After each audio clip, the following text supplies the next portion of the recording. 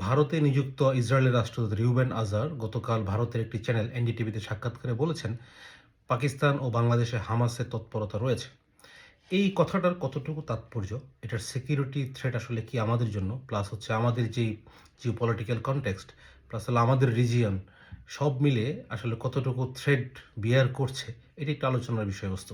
আলোচনায় যাওয়ার আগে আপনারা কয়েকটা দেশের নাম একটু মাথায় রাখবেন। আমরা যদি এক সাইডে কয়েকটা দেশের নাম রাখি, বাংলাদেশ, পাকিস্তান, ইরান, চীন, তুর্কি, রাশিয়া, এটা আমরা একটা সাইডে রাখলাম। আরেকটা সাইডে যদি আমরা রাখি USA, Israel, India, United kingdom এবং ইউরোপের সকল দেশ, এটা আরেকটা সাইডে আমরা রাখলাম। তো আমরা আসলে অনেকেই হামাসের ব্যাপারে খুব ডিটেলস জানি না। হ্যাঁ, শুনেছি নাম একটা আছে হামাস। তো আমি যদি শর্টলি বলি আসলে হামাস কে, কি। হামাসটা আসলে প্রতিষ্ঠিত হয় 1987 যে মুসলিম ব্রাদারহুড যে মুভমেন্ট ছিল, তার একটা উইংস হিসাবে ফিলিস্তিনি আসলে এটা আত্মপ্রকাশ করে তখন। 2006 সনে হামাস ফিলিস্তিনের জাতীয় নির্বাচনে কিন্তু জয়লাভ করে। তাদের প্রতিদ্বন্দ্বী ছিল তখন ফাতাহ। তো আলটিমেটলি 2007 থেকে গাজা এলাকাটা কন্ট্রোল করে হচ্ছে এই হামাস। পশ্চিম তীর আমরা যেটাকে জানি, ওইটাকে তখন কন্ট্রোল করা শুরু করা হলো Fatah. Over the period of time হামাসের কর্মকাণ্ডের অনেক ব্যাখ্যা দাঁড় হয়েছে। কারো কাছে পজিটিভ ব্যাখ্যা, কারো কাছে নেগেটিভ ব্যাখ্যা তাদের অ্যাক্টিভিটিস ব্যাপারে। রিসেন্টলি 2023 সনের 7ই অক্টোবরে তারা যেই একটা ইসরায়েলে গিয়ে যে একটা অপারেশন করলো, অপারেশন আল আকসা ফ্লাড, এটার মাধ্যমে তারা অনেক ইসরায়েলিকে ক্যাপটিভ করেছিল, তারা নিয়ে এসেছিল।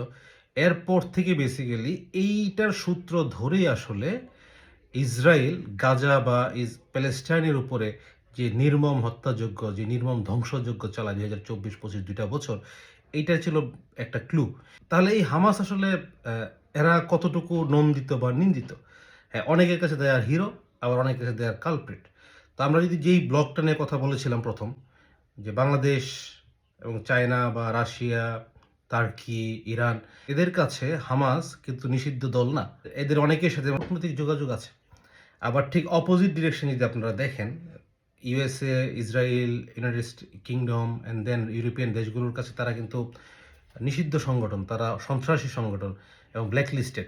এখন পয়েন্ট হলো, ইসরায়েলের যে রাষ্ট্রদূত উনি কেন হঠাৎ করে হামাস খোঁজা শুরু করলেন আমাদের দেশে বা পাকিস্তানে? আমরা খুব আশ্চর্য হতাম না যদি উনি আল কায়েদার কথা বলতেন, আইএসআই এর কথা বলতেন, বা লস্করি তাইবার কথা বলতেন, জেএমবির কথা বলতেন। কিন্তু হামাসের ব্যাপারে আমরা, আমার মনে হয় বাংলাদেশের সকল মানুষই একটু সারপ্রাইজ হয়েছে যে এই নামটা কিভাবে এখানে আসলো।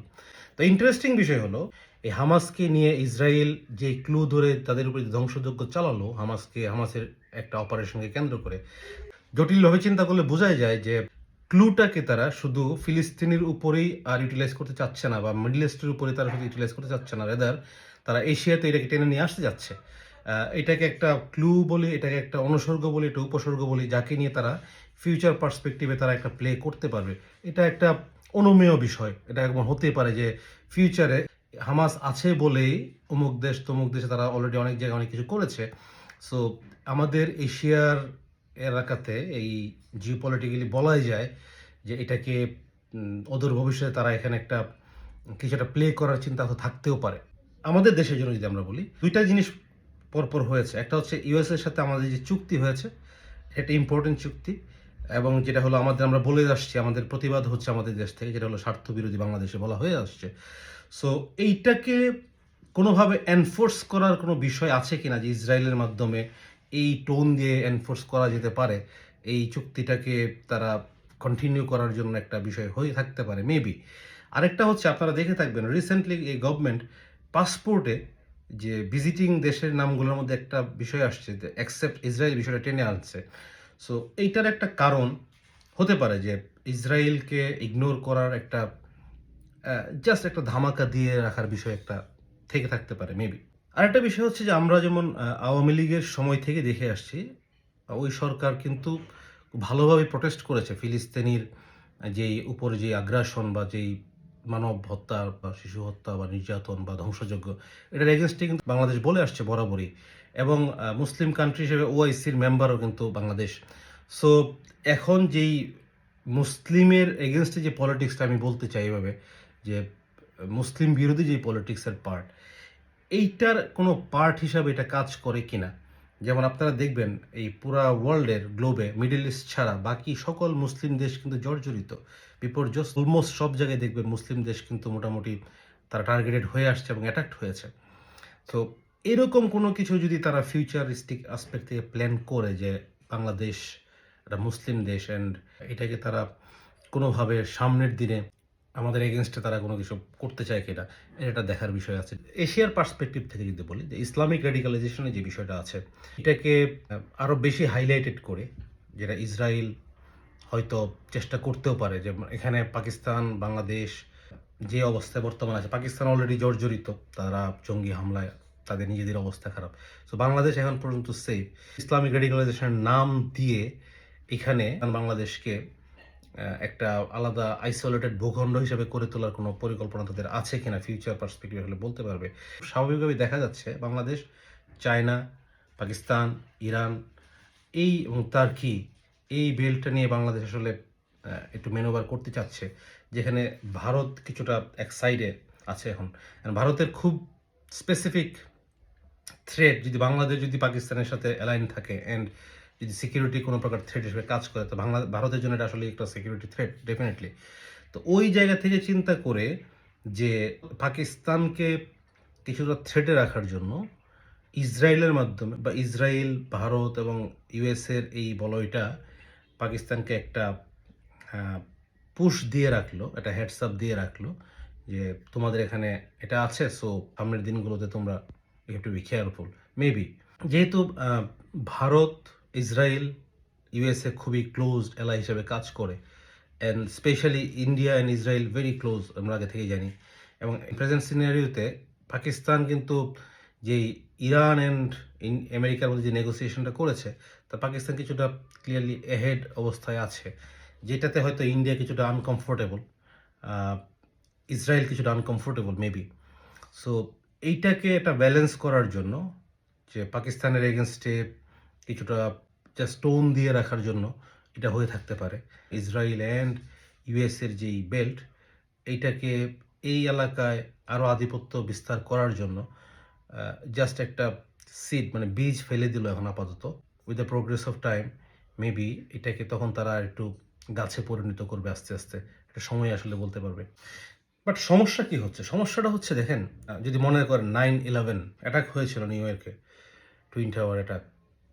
এরপরে এই যে এটা বড় একটা ইস্যু ছিল ডেফিনেটলি, বাট এর আফটার এফেক্ট কিন্তু হিউজ ছিল। 2001-এ আফগানিস্তানে ওয়ার অন টেরর দিয়ে আফগানিস্তান গন। দেন 2003-এ ইরাকে পারমাণবিক অস্ত্রের কথা বলে ইরাক গন।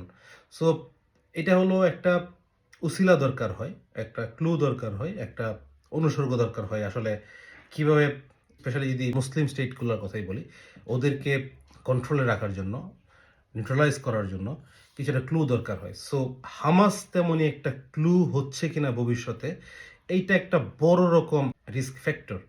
কারণ অ্যাম্বাসেডর সাহেব একটা হেডসআপ দিয়ে রাখলো যে তোমাদের এখানে আছে, নেক্সট 2-3 বছর হয়তো কিছুই বললো না, আস্তে আস্তে তারা প্রোগ্রেস করলো, অ্যান্ড দেন এক সময় দেখা গেল তারা একটা বড় কিছু লঞ্চ করে ফেললো, হামাসের এগেনস্টে একটা বেস করলো। অনেক কিছুই, অনেক চিন্তাভাবনা আমাদের দেশকে কেন্দ্র করে হতেই পারে, যেহেতু আমেরিকা অনেকদিন ধরে চিন্তাভাবনা করছে আমাদের দেশকে নিয়ে। তো ইসরায়েল তো তাদের স্ট্রংগেস্ট এলাই, সো তাদের ইন্টারেস্টে এইটা একটা আর্লি জাস্ট একটা গ্লিমস দিয়ে রাখলো, একটা ক্লু দিয়ে রাখলো যে তোমাদের এখানে হামাস আছে।